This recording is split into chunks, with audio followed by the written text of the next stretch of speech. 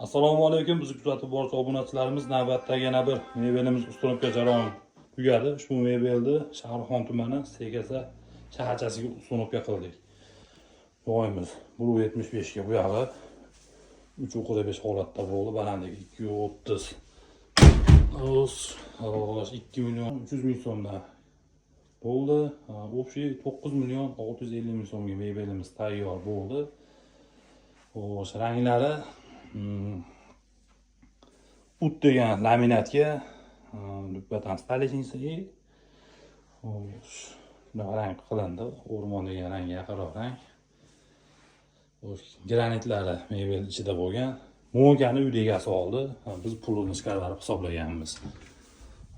Sushulkasi mana pianali anaqadan oldi. 10 santim o'rnatib ketdi. O'rnatib berishini 10 santimga qilib beradi. Bizdan endi shu bilan sushulkasi bo'lgan. Gazlari qo'yib keladi.